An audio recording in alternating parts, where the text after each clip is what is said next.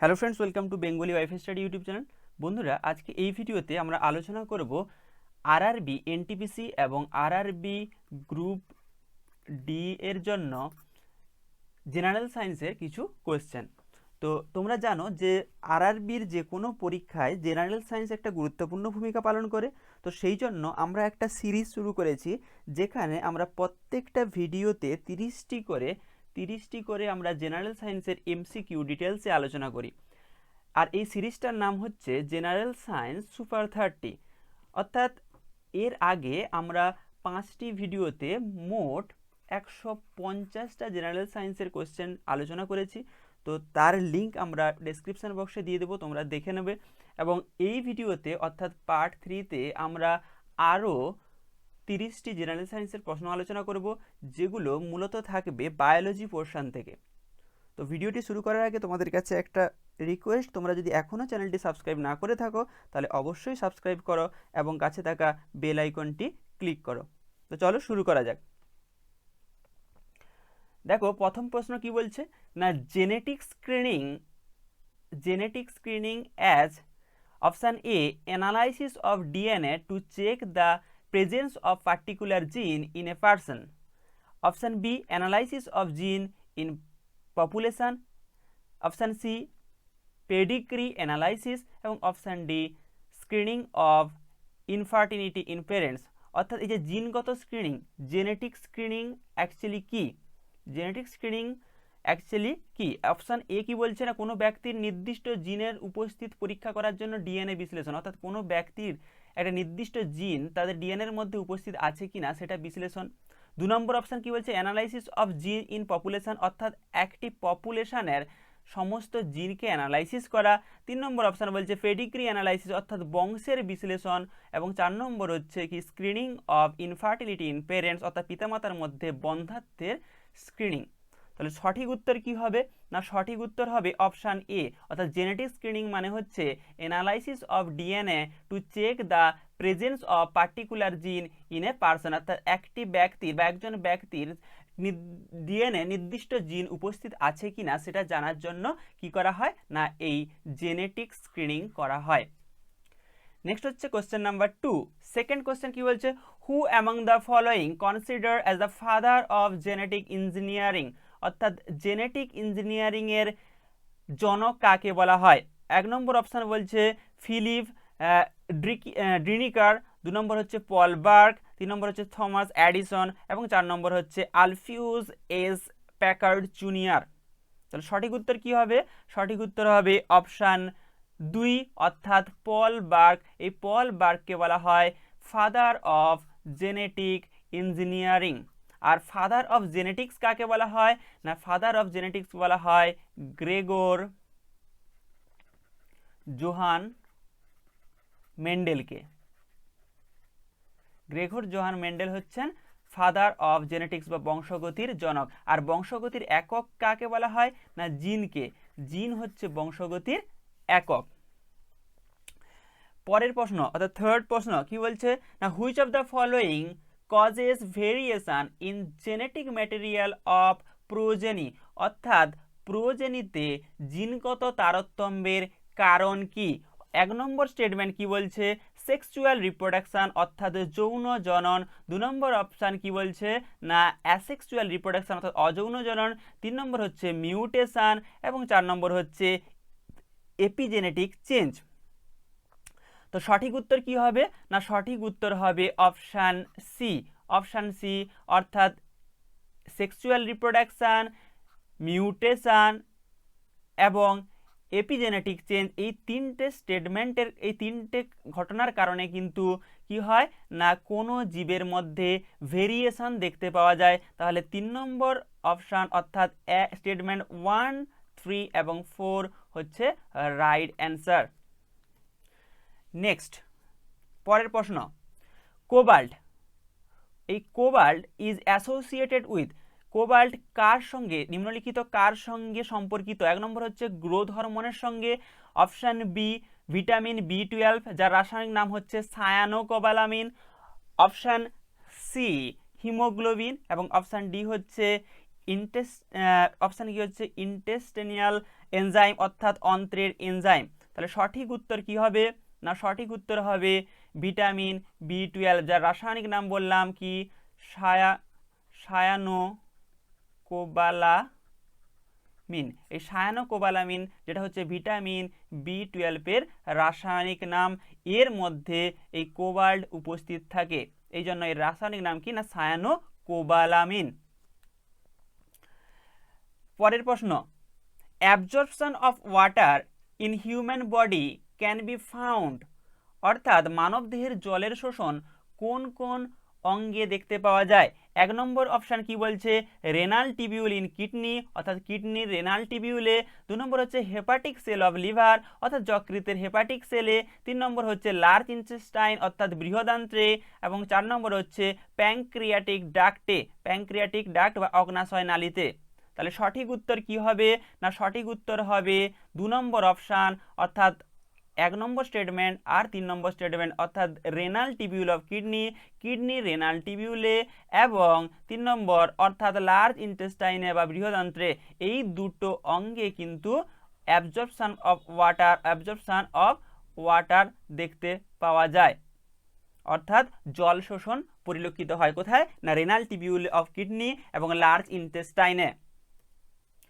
পরের প্রশ্ন, measles is a disease caused by, অর্থাৎ হামরোগ, এই হামরোগের জন্য দায়ী জীবাণুটি কি? 1 নম্বর অপশন কি বলছে? ব্যাকটেরিয়া। 2 নম্বর ভাইরাস। 3 নম্বর প্রোটোজোয়া বা আদ্য প্রাণী, এবং 4 নম্বর হচ্ছে কৃমি বা ওয়ার্ম। তো সঠিক উত্তর কি হবে? না সঠিক উত্তর হবে ভাইরাস। এই মিসলস বা হাম হচ্ছে কি একটি না ভাইরাস গঠিত রোগ, এবং এর ভাইরাসটার নাম হচ্ছে মিসলস ভাইরাস, বা এর আরেকটি নাম আছে, এর অপর নাম কি না এর অপর নাম হচ্ছে রুবিওলা ভাইরাস। এর অপর নাম কি? রুবিওলা ভাইরাস, সরি RUBEOLA, রুবিওলা ভাইরাস। এই মিসলস ভাইরাসের অপর নাম কি না রুবিওলা ভাইরাস। এটা কিন্তু মনে রাখতে হবে, রুবিওলা ভাইরাস আর মিসলস ভাইরাস কিন্তু একই, আর এটার জন্য কিন্তু আমাদের দেহে কি হয়? হাম হয়। নেক্সট,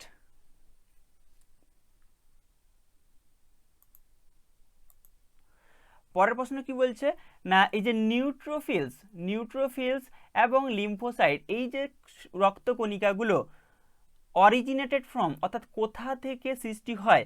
মানবদেহে নিউট্রোফিল এবং লিম্ফোসাইট রক্তকণিকাগুলি কোথা থেকে সৃষ্টি হয়? অপশান এ কিডনি টিবিউল, অর্থাৎ কিডনির নালী থেকে। 2 নম্বর হচ্ছে স্প্লিন বা প্লিহা থেকে। অপশান সি বলছে বোন মেরো বা অস্থিমজ্জা থেকে, এবং অপশান ডি লসিকা থেকে। তো সঠিক উত্তর কি হবে? না সঠিক উত্তর হবে বোন মেরো বা অস্থিমজ্জা। এই অস্থিমজ্জা থেকেই কিন্তু নিউট্রোফিল আর লিম্ফোসাইট এই 2 প্রকার রক্তকণিকা কিন্তু সৃষ্টি হয়। পরের প্রশ্ন, 8 নম্বর প্রশ্ন কি বলছে?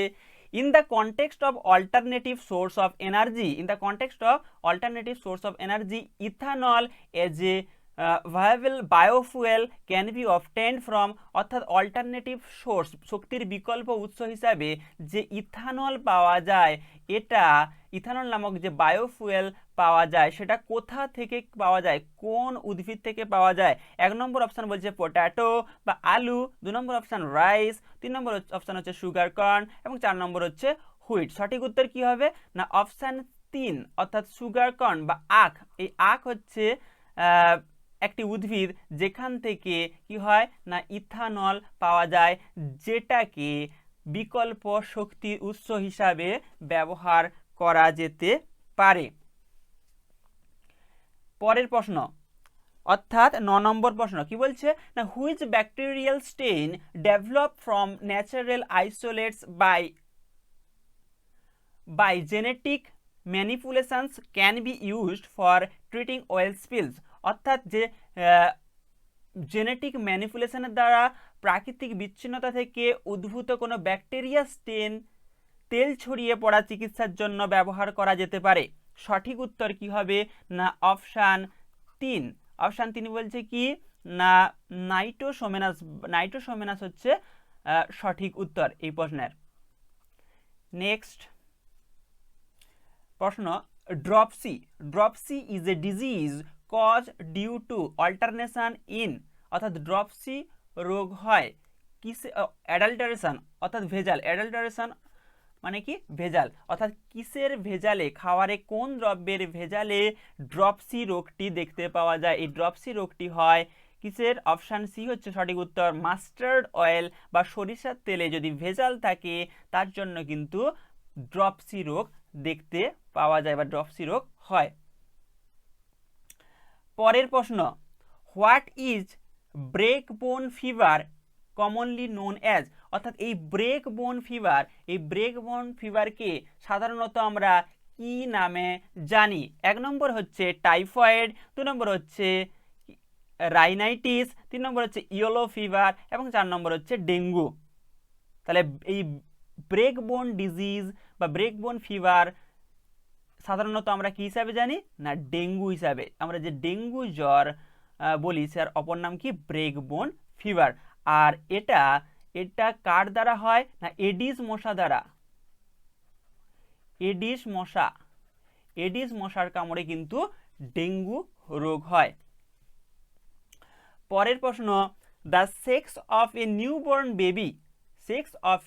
Newborn baby is determined by the chromosome inherited from, অর্থাৎ একটি নিউবর্ন বেবি সদ্যজাত কোনো শিশুর সেটা মেল হবে না ফিমেল হবে সেটা কার দেহ থেকে আসা ক্রোমোজোম দ্বারা নির্ধারিত হয়।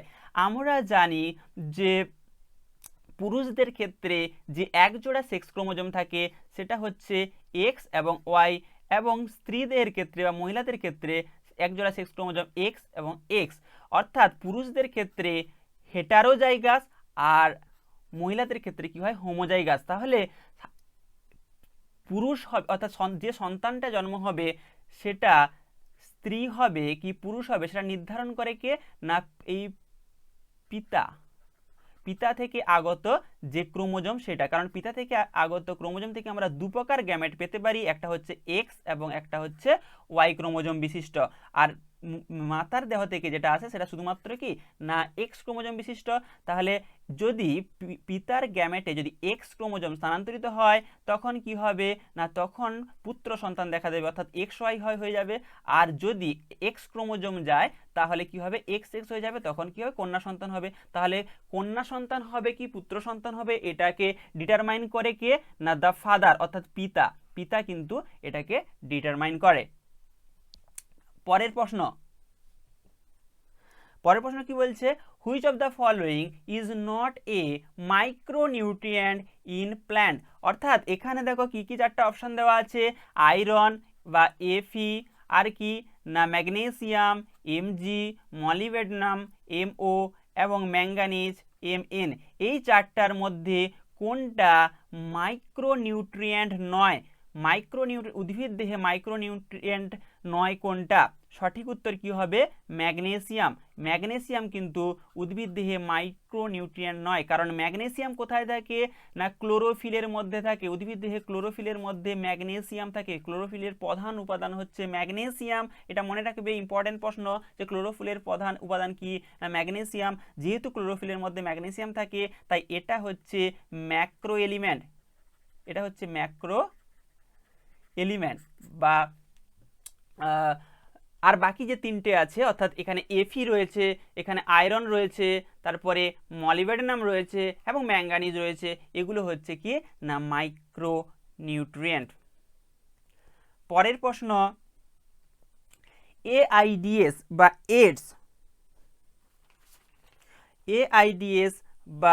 AIDS is caused by human immunodeficiency virus, অর্থাৎ এইডস রোগ, অর্থাৎ যার পুরো নাম হচ্ছে অ্যাকুয়ার্ড ইমিউনোডেফিসিয়েন্সি সিনড্রোম, এই এইডস রোগটা কোন ভাইরাসের দ্বারা হয় না হিউম্যান ইমিউনোডেফিসিয়েন্সি ভাইরাস বা HIV ভাইরাস। এটা কি ধরনের ভাইরাস, 1 নম্বর অপশন কি বলছে, রেট্রো ভাইরাস, 2 নম্বর অপশন বলছে লেন্টি ভাইরাস, 3 নম্বর হচ্ছে আরবো ভাইরাস এবং 4 নম্বর হচ্ছে ইমিউনো ভাইরাস।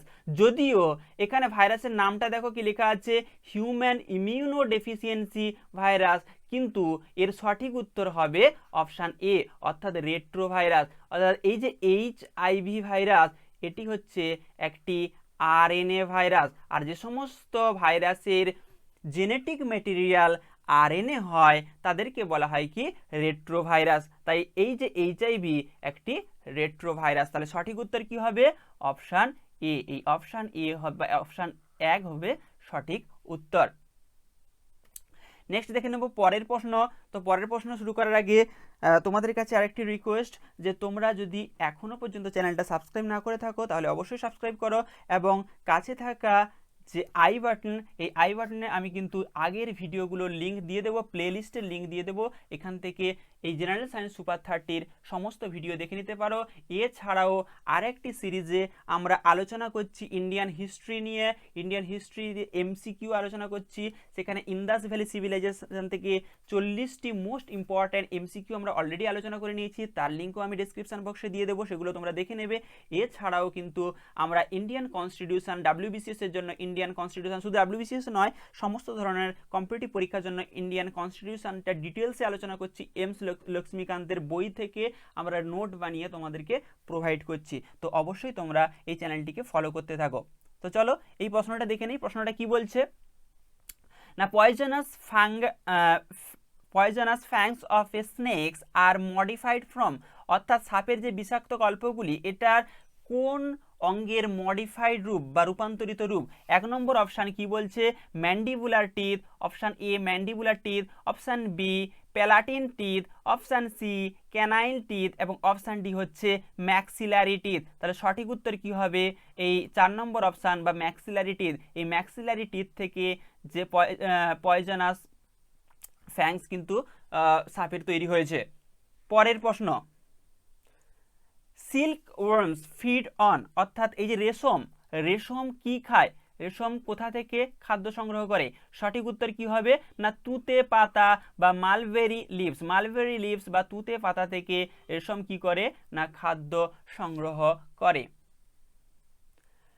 নেক্সট প্রশ্ন, the sexual reproduction organ of Aspergillus. এই অ্যাসপারজিলাসের সেক্সুয়াল রিপ্রোডাকশনের জন্য যে মেল এবং ফিমেল সেক্স অর্গান রয়েছে তার নাম কি। তো মেল সেক্স অর্গানের নাম হচ্ছে অ্যান্থেরিডিয়াম এবং ফিমেল সেক্স অর্গানের নাম হচ্ছে কি, অ্যাসকোগোনিয়াম। অ্যান্থেরিডিয়াম হচ্ছে মেল সেক্স অর্গান এবং ফিমেল সেক্স অর্গানের নাম হচ্ছে অ্যাসকোগোনিয়াম। তো অপশান 4 এটাই হবে সঠিক উত্তর। নেক্সট প্রশ্ন, the colourful part of sunflower or Marigold plant is, অর্থাৎ আমরা যে সানফ্লাওয়ার বা সূর্যমুখী ফুল দেখি বা মেরিগোল্ড গাঁদা ফুল দেখি, এই ফুলের যে কালারফুল যে পার্ট, মানে যেগুলো আমরা অ্যাকচুয়ালি পাপড়ি বলি, ওগুলো কিন্তু পাপড়ি নয়, এগুলো এক একটি কি না এক একটি হচ্ছে ফ্লাওয়ার। আর আমরা যেটাকে সাধারণত ভুল করে ফুল বলি সেটা হচ্ছে একটি ইনফ্লোরেসেন্স। অর্থাৎ আমরা গাঁদা ফুল যেটাকে বলি সেটা হচ্ছে অ্যাকচুয়ালি ফুল নয়, সেটা হচ্ছে একটি পুষ্পমঞ্জুরি বা ইনফ্লোরেসেন্স। আর যেটাকে আমরা পাপড়ি বলি সেটাই হচ্ছে এক একটি ফুল। অর্থাৎ একটি গাঁদা ফুলের একটি ইনফ্লোরেসেন্সের মধ্যে অসংখ্য ফুল রয়েছে, যেগুলোকে আমরা ভুল করে পাপড়ি বলি, কিন্তু মনে রাখবে ওটা পাপড়ি নয়, ওটা হচ্ছে একটি ফ্লাওয়ার। এগুলো প্রত্যেকটা এক একটি ফ্লাওয়ার বা ফুল। পরের প্রশ্ন কি বলছে, রেড ব্লাড সেল বা RBC, red blood corpuscles have, অর্থাৎ 4টা স্টেটমেন্ট দেওয়া আছে, তার মধ্যে কোনটা সঠিক। 1 নম্বর অপশানটা হবে সঠিক, আমি আর বাকি অপশানগুলো বলছি না। 1 নম্বর অপশানে কি বলছে, নো নিউক্লিয়াস, অর্থাৎ RBCতে কোনো নিউক্লিয়াস থাকে না। নো মাইটোকন্ড্রিয়া, এখানে কোনো মাইটোকন্ড্রিয়াও থাকে না। এবং নো ER বা এন্ডোপ্লাজমিক রেটিকুলাম, তাহলে RBCর মধ্যে কোনো মাইটোকন্ড্রিয়া থাকে না, কোনো নিউক্লিয়াস থাকে না, এবং কোনো ER থাকে না। তো প্রসঙ্গত বলে দেই, এই নিউক্লিয়াসকে কি বলা হয়, নিউক্লিয়াসকে বলা হয় কোষের ব্রেন অফ সেল। নিউক্লিয়াস কি বলা হয়, নিউক্লিয়াসকে বলা হয় ব্রেন অফ সেল। আর মাইটোকন্ড্রিয়াকে কি বলা হয়, এই মাইটোকন্ড্রিয়াকে বলা হয় power house of cell, power house of cell অর্থাৎ কোষের শক্তিঘর বলা হয় মাইটোকন্ড্রিয়াকে। আর ইয়ার, ইয়ার হচ্ছে দুই প্রকার, একটা হচ্ছে আর ই আর, আর একটা হচ্ছে এস ই আর। অর্থাৎ আর ইয়ার মানে কি না রাফ এন্ডোপ্লাজমিক রেটিকুলাম অর্থাৎ অমসৃণ এন্ডোপ্লাজমিক রেটিকুলাম, যার সঙ্গে এই আর ইয়ারের সঙ্গে কি থাকে না রাইবোজোম যুক্ত থাকে, রাইবোজোম রাইবোজোম যুক্ত থাকে। আরেকটা হচ্ছে স্মুথ ইয়ার অর্থাৎ স্মুথ এন্ডোপ্লাজমিক রেটিকুলাম, এখানে কোনো রাইবোজোম যুক্ত থাকে না। তাহলে এই রেড ব্লাড কর্পাসেলস এই প্রশ্নটার সঠিক উত্তর কি হবে? No nucleus, no mitochondria and no endoplasmic reticulum present in RBC বা রেড ব্লাড। কোশ্চেন নাম্বার 20 অর্থাৎ 20 নম্বর প্রশ্নে কি বলছে না colour vision in human eye is the function of photoreceptor cell name. অর্থাৎ মানব চক্ষুতে যে রঙিন দৃষ্টি, রঙিন আলো দেখার জন্য কোন সেলটি বিশেষ ভূমিকা পালন করে? 1 নম্বর অপশান কি বলছে রড সেল, 2 নম্বর কোন সেল, 3 নম্বর হচ্ছে ব্লাইন্ড স্পট বা অন্ধবিন্দু এবং 4 নম্বর হচ্ছে কি না ফোভিয়া। তো সঠিক উত্তর কি হবে না সঠিক উত্তর হবে 2 নম্বর অপশান অর্থাৎ কি না কোন সেল। না এই কোন সেল কোথায় থাকে না রেটিনাতে থাকে, মানব চক্ষুর রেটিনাতে কোন সেল থাকে? রেটিনাতে দু প্রকার সেল থাকে, একটা হচ্ছে রড সেল আর একটা হচ্ছে কোন সেল। এই রড সেলের পরিমাণ প্রায় 11 থেকে 12.5 কোটি, আর কোন সেলের পরিমাণ 63 থেকে 68 লক্ষ।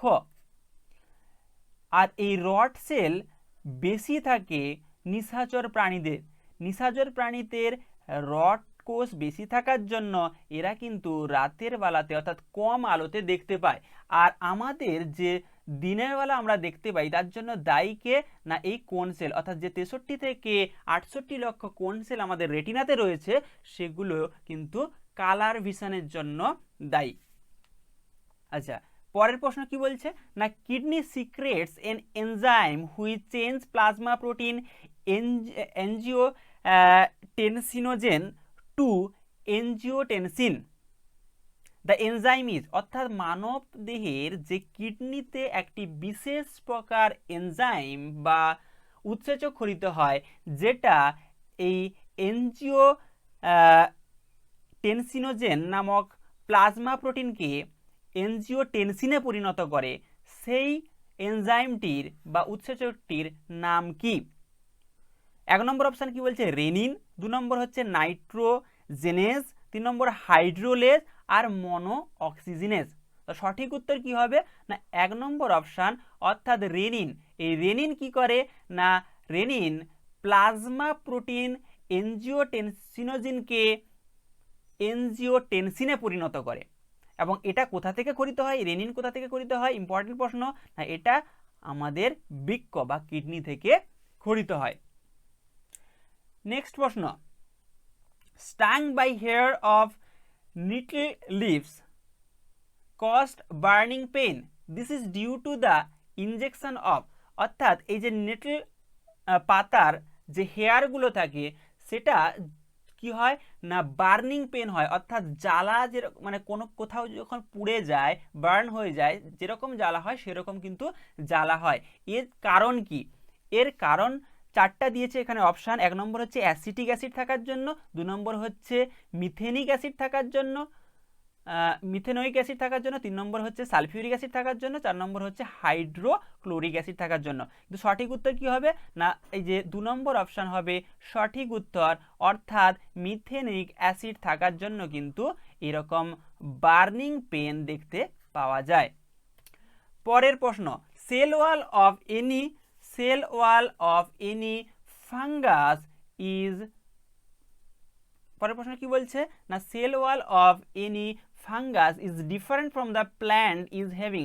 অর্থাৎ প্ল্যান্ট সেল, উদ্ভিদ সেল আর ফাঙ্গাস অর্থাৎ ছত্রাকের সেলের মধ্যে পার্থক্য কি? কোন উপাদানটার পার্থক্য লক্ষ্য করা যায়?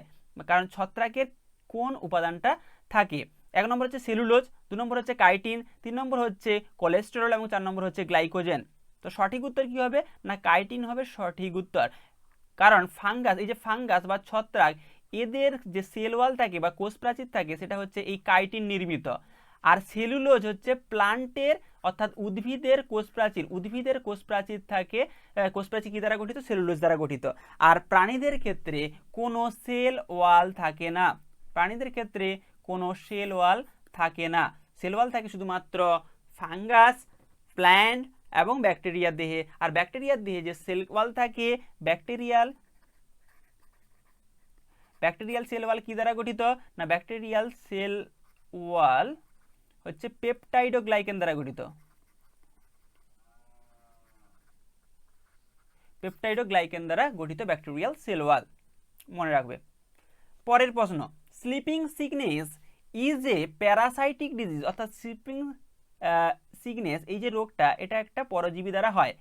Of human and other animals, এটা মানব দেহে এবং অন্যান্য প্রাণী দেহে একটা প্যারাসাইট দ্বারা এই স্লিপিং সিকনেস বা ঘুম রোগ হয়।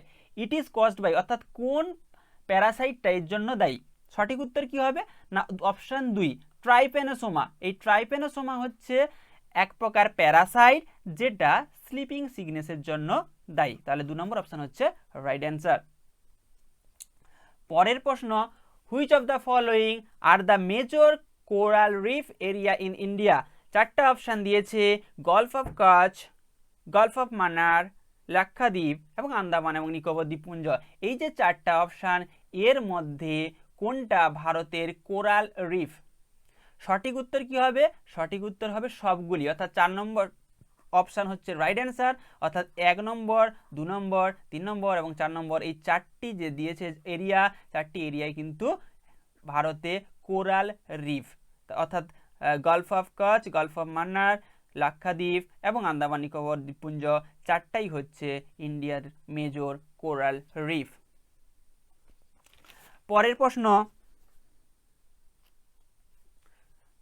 কি বলছে? না dengue virus cause high fever, rashes and reduce the number of a particular type of blood cell. Those blood cell are, অর্থাৎ এই যে ডেঙ্গু জ্বর যখন হয়, ডেঙ্গু ফিভার যখন হয়, তখন কি কি উপসর্গ দেখতে পাওয়া যায়? না হাই ফিভার, উচ্চ টেম্পারেচারটা অনেক বেশি বেড়ে যায়, হাই ফিভার হয়, র্যাশ, সারা শরীরে র্যাশ বেরোয়। এছাড়া কি হয়? না reduce a number of particular type of cell, blood cell, অর্থাৎ একটি বিশেষ প্রকার রক্তকণিকা কিন্তু তারা কমিয়ে দেয়। সেই রক্তকণিকাটির নাম কি? 1 নম্বর হচ্ছে মনোসাইট, 2 নম্বর বলছে কি প্লেটলেটস, 3 নম্বর হচ্ছে কি হচ্ছে ইওসিনোফিল, 4 নম্বর হচ্ছে নিউট্রোফিল। তো সঠিক উত্তর কি হবে? প্লেটলেট। এই প্লেটলেট হবে রাইট অ্যান্সার। অর্থাৎ ডেঙ্গু হলে প্লেটলেটের পরিমাণ খুব দ্রুত এবং অনেক বেশি কিন্তু কমে যায়। পরের প্রশ্ন, ব্যাটস। পরের প্রশ্ন কি বলছে? না 27 নম্বর প্রশ্ন বলছে, না bats detect obstacles in their path by receiving the reflected, 1 নম্বর অর্থাৎ ব্যাট অর্থাৎ বাদুড় তার সামনে কোনো জিনিস আছে কিনা, কোনো বস্তু আছে কিনা সেটা কিভাবে বুঝতে পারে? 1 নম্বর হচ্ছে কি না ইনফ্রাসোনিক তরঙ্গের দ্বারা, 2 নম্বর হচ্ছে আল্ট্রাসোনিক তরঙ্গের দ্বারা, 3 নম্বর হচ্ছে রেডিও ওয়েভ দ্বারা এবং 4 নম্বর হচ্ছে মাইক্রোওয়েভ দ্বারা। সঠিক উত্তর কি হবে? না 2 নম্বর অপশন সঠিক উত্তর হবে, কারণ এই আল্ট্রাসনিক রে বা আল্ট্রাসনিক ওয়েভ দ্বারা কিন্তু বুঝতে পারে, অর্থাৎ ব্যাটস বাদুড় বুঝতে পারে তার সামনে কোনো বস্তু রাখা আছে কি না। পরের প্রশ্ন অর্থাৎ 28 নম্বর প্রশ্ন কি বলছে? না 28 নম্বর প্রশ্ন বলছে which one of the following statement is not correct. 4টা স্টেটমেন্ট দেওয়া আছে, এই 4টা স্টেটমেন্টের মধ্যে কোন স্টেটমেন্টটি সঠিক নয়? স্টেটমেন্টগুলো দেখে নেই।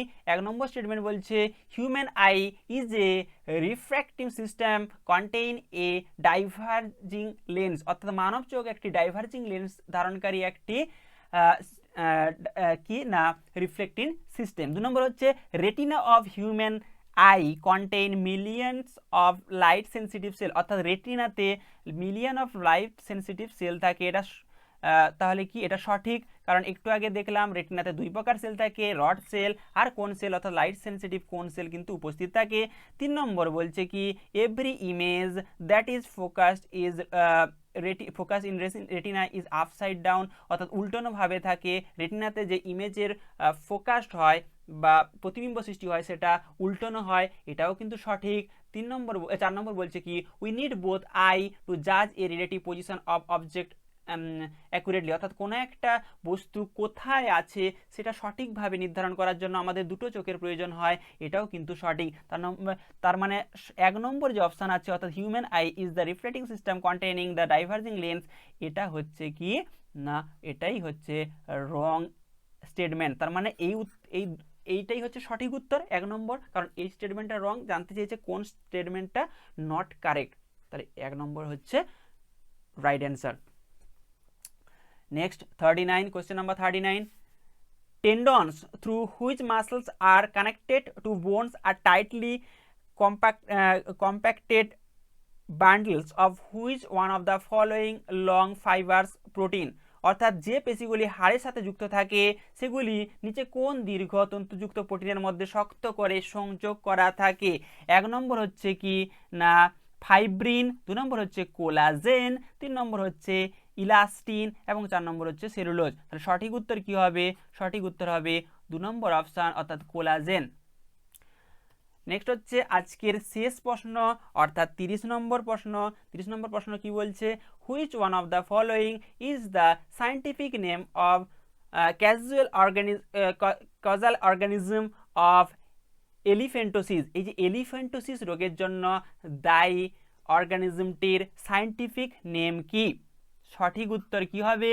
সঠিক উত্তর হবে 3 নম্বর অপশান উচেরেরিয়া ব্যানক্রাফটি। উচেরেরিয়া ব্যানক্রাফটি হচ্ছে এলিফ্যান্টোসিস রোগের জন্য দায়ী অর্গানিজম। তো ফ্রেন্ডস, আজকের এই ভিডিওতে আমরা 30টি এমসিকিউ কোশ্চেন আলোচনা করলাম, যেগুলো আরআরবির এনটিপিসি এবং গ্রুপ ডির জন্য খুবই ইম্পর্ট্যান্ট। শুধু তাই নয়, যে কোনো কম্পিটিটিভ পরীক্ষার জন্য খুবই ইম্পর্ট্যান্ট। তো পরের ভিডিওতে আমরা আরও কিছু কোশ্চেন নিয়ে আসবো, এই 30টা কোশ্চেন নিয়ে আসবো, যেখানে কিন্তু আমরা ফিজিক্স, কেমিস্ট্রি এবং বায়োলজি এবং এনভায়রনমেন্টাল সায়েন্স এই 4টা টপিক কিন্তু আলোচনা করব। তো তোমরা যদি চ্যানেলটি এখনও সাবস্ক্রাইব না করে থাকো, সাবস্ক্রাইব করো, ভিডিওটি কেমন লাগলো জানাও এবং বন্ধুদের সঙ্গে শেয়ার করো। ধন্যবাদ।